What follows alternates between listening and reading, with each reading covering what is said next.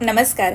सुट्ट्या संपल्या आणि लगबग सुरू झाली ती शाळेची आणि प्रत्येक आईला पडलेला प्रश्न की टिफिनला मुलांना काय बरं द्यायचं आणि त्यात मुलांच्या खाण्याच्या बाबतीत किती नखरे असतात हे प्रत्येक आईला माहीत असते. आणि त्यात मुलांची एक वाक्य असते, आई आज टिफिनला भाजी पोळी नको ना गं, वेगळं काहीतरी दे. त्यावेळेस नक्की करून पहा खमंग आणि तितकेच पौष्टिक असे बाजरीचे थालीपीठ. अशा सोप्या रेसिपी पाहण्यासाठी चॅनलला सबस्क्राईब नक्की करून ठेवा. तर इथे मी एका बाउलमध्ये 2 वाटी बाजरीचं पीठ घेतलेलं आहे. तर हे पीठ करण्याआधी बाजरी हलकीशी भाजून घेतलेली आहे आणि थंड झाल्यावर गिरणीतून दळून आणलेली आहे.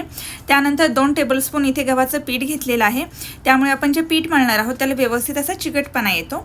त्यानंतर 1 टेबलस्पून इथे मी बेसन पीठ घेतलेलं आहे. त्यानंतर 1 वाटी बारीक चिरून घेतलेला कांदा ॲड केलेला आहे. तसेच स्वच्छ धुवून बारीक चिरून घेतलेली कोथिंबीर ॲड केलेली आहे.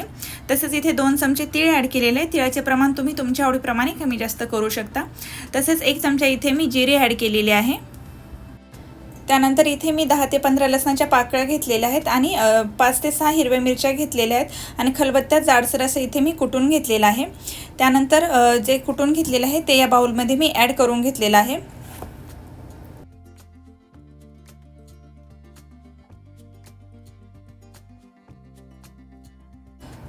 लसूण आणि मिरची ॲड केल्यानंतर यामध्ये मी पाव चमचा हळद ॲड केलेली आहे. तसेच अर्धा चमचा मिरची पावडर ॲड केलेली आहे. तर मिरचीचे प्रमाण तुम्ही तुमच्या आवडीप्रमाणे कमी जास्त करू शकता. म्हणजे तुम्ही ज्या प्रमाणात तिखट खाता त्या प्रमाणात मिरचीचे प्रमाण तुम्ही कमी जास्त करू शकता. तसेच चवीनुसार मीठ ॲड करायचं आहे.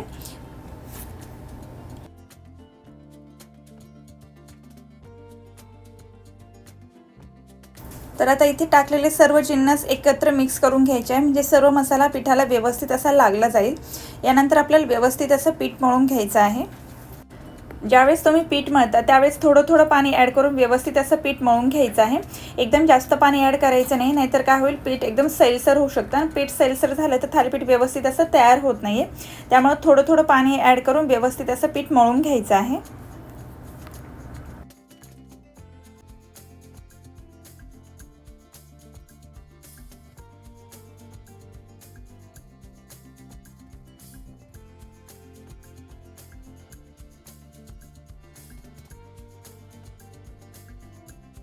तर व्हिडिओ दाखवल्याप्रमाणे असं व्यवस्थित असं पीठ मळून घ्यायचं आहे. म्हणजे आपण भाकरी करताना जसं पीठ मळतो त्यापेक्षा थोडंसं पातळ पीठ मळून घ्यायचं आहे. तर आता इथे आपण लगेच थालीपीठ बनवून घेणार आहोत. तर इथे एक मी पोळपाट घेतलेला आहे आणि एक सुती रुमाल घेतलेला आहे. तर हा रुमाल व्यवस्थित असा ओला करून घेतलेला आहे आणि त्यानंतर आपल्याला ज्या प्रमाणात थालीपीठाचा आकार पाहिजे त्या प्रमाणात आपण जे मळून घेतलेले पीठ आहे त्या पिठामधून एक पिठाचा गोळा तयार करून घेतलेला आहे आणि रुमालावर ठेवून बोटांच्या मदतीने गोल आकाराचे थालीपीठ आपण इथे तयार करून घेणार आहे.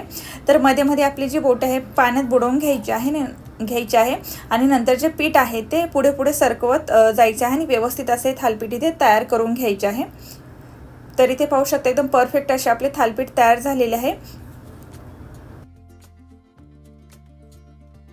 तर इथे मी एक तवा घेतलेला आहे आणि तवा व्यवस्थित असा गरम करून घेतलेला आहे आणि त्याला थोडंसं तेल लावून घेतलेलं आहे. आणि व्हिडिओत दाखवल्याप्रमाणे आपण जे थालीपीठ तयार करून घेतलेले आहे तव्यावर अलगद टाकून घेतलेला आहे आणि अलगद असा रुमाल काढून घ्यायचा आहे. सुती कपडा असल्यामुळे इथे काहीही प्रॉब्लेम येत नाही थालीपीठ तयार करताना. आणि बोटाला थोडंसं काय करायचं आहे की पाणी लावून घेतलेलं आहे आणि व्यवस्थित असे होल थालीपीठाला व्हिडिओत दाखवल्याप्रमाणे पाडून घ्यायचे आहे. आता हे मी डायरेक्ट तव्यावर ॲड केल्यानंतर होल पाडून घेत आहे, पण तुम्ही इथे ज्यावेळेस आपण थालीपीठ तयार करतो ना त्याच वेळेस असे होल पाडून घेतले तरी चालतील. आणि होल का पाडायचे असते की हे थालीपीठ थोडं कसं असतं की जाड असतं, तर हे व्यवस्थित खरपूस भाजण्यासाठी असे होल पाडण्याची गरज आहे.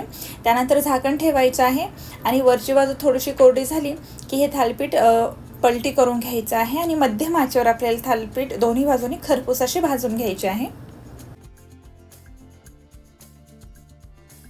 तर इथे पाहू शकता की दोन्ही साईडनी मध्यम आचेवर व्यवस्थित असं खरपूस हे थालीपीठ भाजून घेतलेलं आहे. जर तुम्हाला ही माझी रेसिपी आवडली असेल तर घरी एकदा नक्की ट्राय करून पहा. मला कमेंट करून नक्की सांगा की थालीपीठ कसे तयार झालेले आहे. आणि जर तुम्ही चॅनलवर नवीन असाल आणि चॅनलला जर अजून सबस्क्राईब केलं नसेल तर सबस्क्राईब करा. म्हणजे काय होईल, जेव्हा जेव्हा मी अशा सोप्या रेसिपी अपलोड करेल त्याची नोटिफिकेशन सगळ्यात अगोदर तुम्हाला मिळेल.